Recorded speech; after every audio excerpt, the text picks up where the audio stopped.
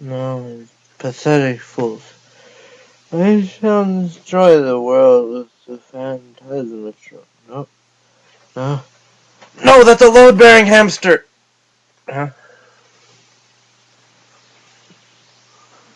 Oh, it's you guys. Let me get ready.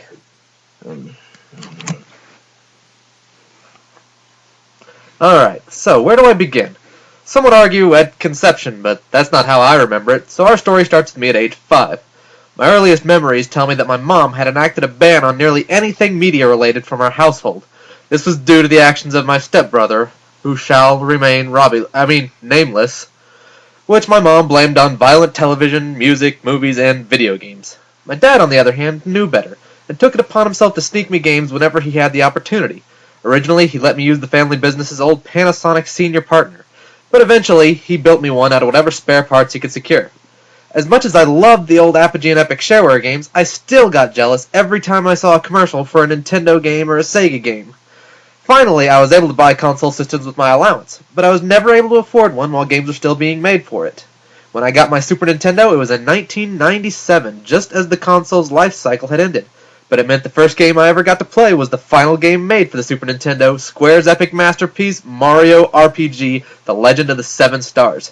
This was the game that introduced me to role-playing games, and the next summer break in my parents' vacation cabin, I was playing it non-stop.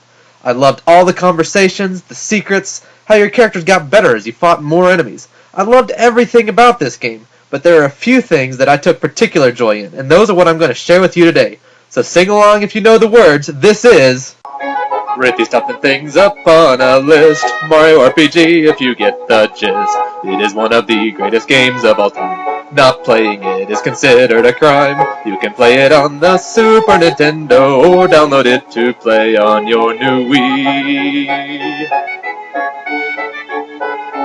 Mario RPG.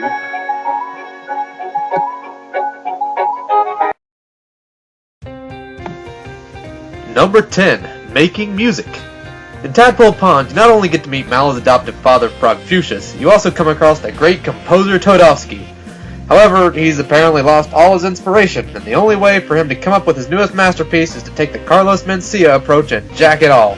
Not only that, he doesn't plan on moving away from his massive Tadpole sheet music, so it falls to you to go across the countryside, stealing the music of various cultures for Toadsart's newest original work.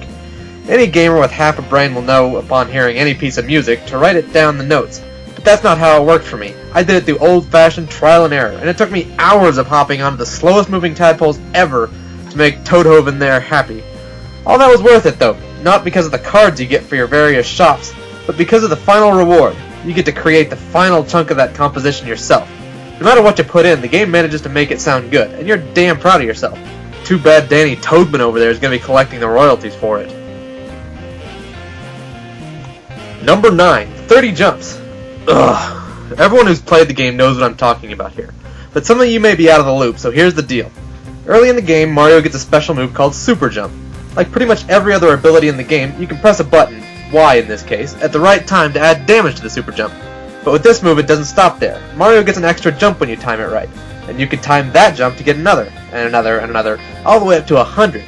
If you manage to get 30, you pick up the kick-ass attack scarf, and if you're insane enough to get 100, you're rewarded with the game-breaking jumpsuit.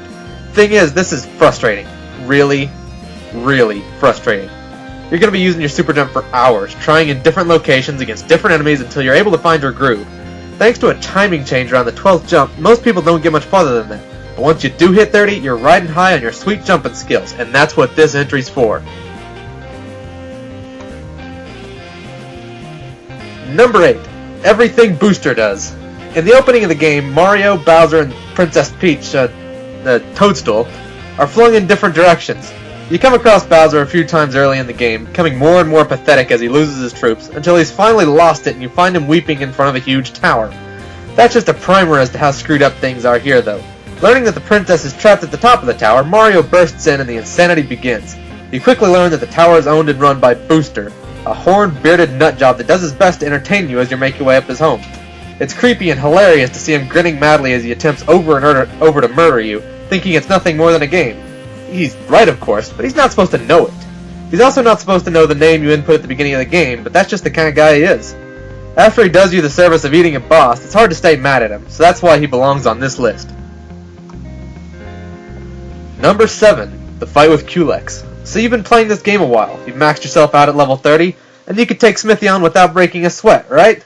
You know who cares? Not Culex, that's who. Culex cares not for your ultra high levels, for your lazy shells, or for your 20 Kiro Colas. All he wants is to kick your ass, and he'll do it unless you know exactly what you're doing. The shiny stone you get from Mobile seems innocuous enough, but once you bring it to his door, you're unlocking something that doesn't belong in Mario's world, in a very literal sense. Culex is straight up Final Fantasy, yo, and he's bringing it old school. Palling around with Culex are 4 elemental crystals, each of which is a formidable enough enemy on its own, but combined you're screwed if you don't have someone wearing the lazy shell armor. Surviving up to 5 powerful attacks without it is nigh impossible. Once you manage to beat Culex, he gives you a special item, which I'm still not sure what it does. Number 6, the 8-bit curtain. Alright, back to Booster's tower. There's a lot of crazy stuff going on, but the craziest has nothing to do with Booster and his cronies.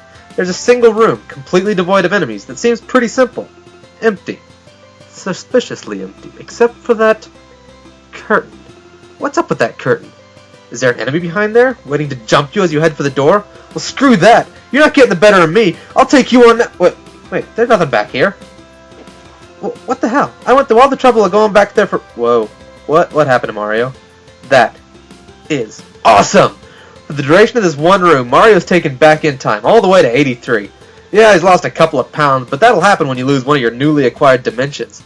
Too bad you only get to relive Mario's glory days for a little while. Once you head for the door, Mario's hit, shrinks down, and goes back behind the curtain to be restored to normal. And then he never mentions it again.